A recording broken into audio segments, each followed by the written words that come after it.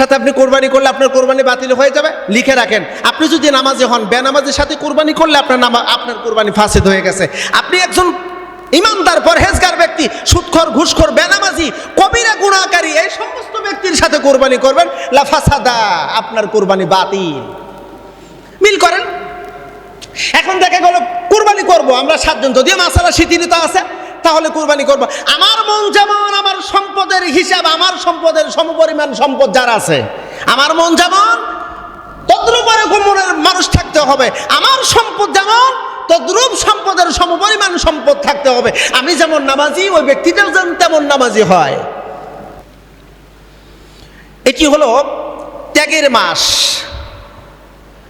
ত্যাগ, ইংলিশ একটা শব্দ আছে, স্যাক্রিফাইসার ইজ গেইনার। যে ব্যক্তি ছেড়ে দিতে পারে, ত্যাগ করতে পারে, সে ব্যক্তি ধনী হয়ে যায়। আসলে কথাটা কি সত্য নাকি বাস্তব কিনা একটু মিল করে দেখেন তো। 2 জন ব্যক্তির মধ্যে কথোপকথন, এক পর্যায়ে ঝগড়া, মারামারি। এখন একজন যদি একটু স্যাক্রিফাইস করে, যদি একটু সে পিছনে হেঁটে আসে, তাহলে মনে হয় গোলমালটা, ঝগড়া বিবাদটা মনে হয় খুব একটা বড় জোরে লাগবে না, হালকার মধ্যে শেষ হয়ে যাবে। এটি কি বলা হয়? স্যাক্রিফাইসার ইজ গেইনার।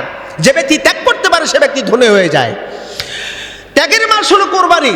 এই ত্যাগের মাস, জিলহজ মাস, ঈদুল আজহার দিনে আমি আপনি যে ত্যাগ করব, এই ত্যাগের বিষয়টা আল্লাহর কাছে কতটুকু গ্রহণীয় হবে, কতটুকু গ্রহণীয় হবে।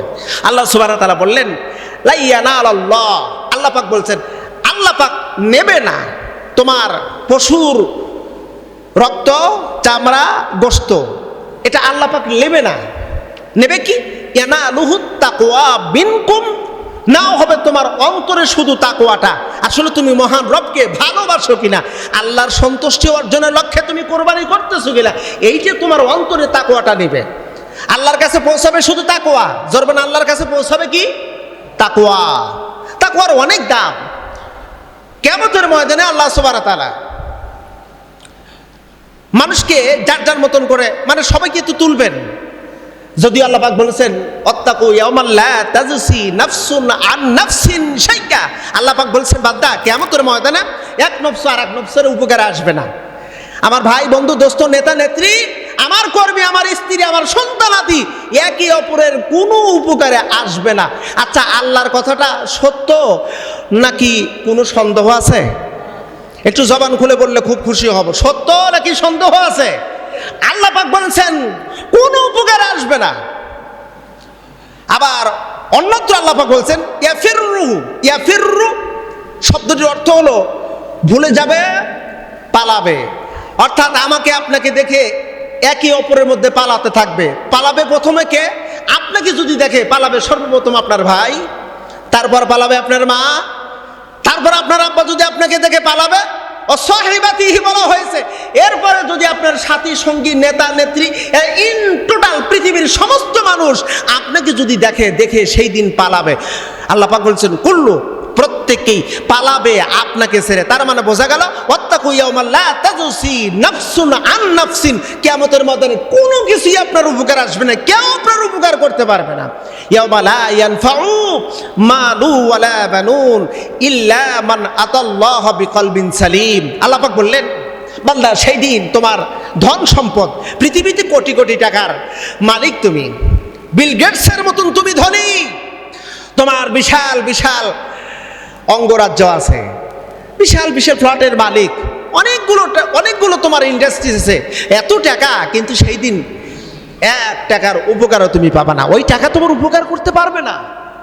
তোমার সম্পদ, তোমার ধন, তোমার সন্তানাদি তোমার উপকার আসবে না। উপকার আসবে কি? মাত্র বিকলবিন সালিম, তোমার অন্তরে, যে অন্তরটার ভিতর তুমি তাকওয়া তৈরি করেছো, অন্তরের ভিতরে যেই তাকওয়া, আল্লাহ ভীতি, আল্লাহ ভীতি অন্তরটাই কিয়ামতের ময়দানে তোমার জন্য উপকার করবে, তোমাকে সহযোগিতা করবে। আজকে আমরা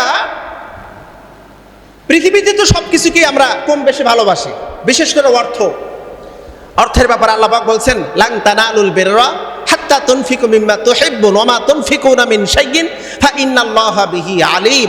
আল্লাহ পাক বলছেন, বান্দা তোমার প্রিয় বস্তুটাকে তুমি ব্যয় করো, প্রিয় বস্তু তুমি ব্যয় করো। ব্যয় না করা পর্যন্ত তুমি নেকির অধিকারী হতে পারবে না। খুব সুন্দর একটি কথা। আমাদের কোটি কোটি টাকা আছে, কোটি কোটি টাকা, এমন কোনো ঘর নাই যে ঘরে মানুষ না খেয়ে থাকে। এরকম ঘর খুঁজে পাওয়া খুবই কঠিন।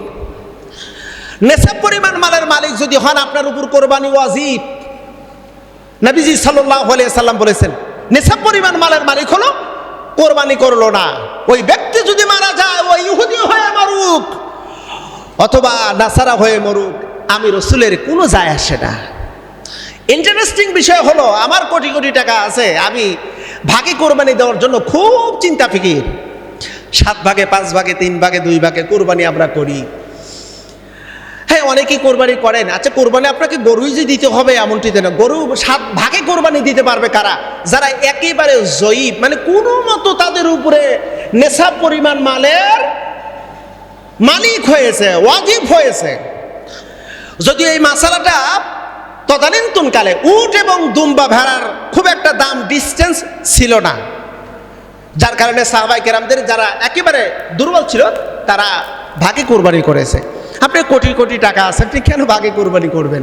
হ্যাঁ, ভাগে কোরবানি করেন।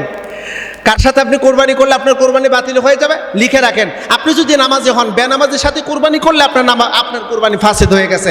আপনি একজন ইমানদার পরহেজগার ব্যক্তি, সুদখোর, ঘুষখোর, বেনামাজি, কবিরা গুনাহকারী, এই সমস্ত ব্যক্তির সাথে কোরবানি করবেন, লাফাসাদা, আপনার কোরবানি বাতিল। মিল করেন। এখন দেখা গেল কোরবানি করব আমরা 7 জন, যদিও মাসালা শিথিলিত আছে, তাহলে কোরবানি করব। আমার মন যেমন, আমার সম্পদের হিসাব, আমার সম্পদের সমপরিমাণ সম্পদ যার আছে, আমার মন যেমন তদ্রূপ এরকম মনের মানুষ থাকতে হবে। আমার সম্পদ যেমন তদ্রূপ সম্পদের সমপরিমাণ সম্পদ থাকতে হবে। আমি যেমন নামাজি, ওই ব্যক্তিটাও যেন তেমন নামাজি হয়।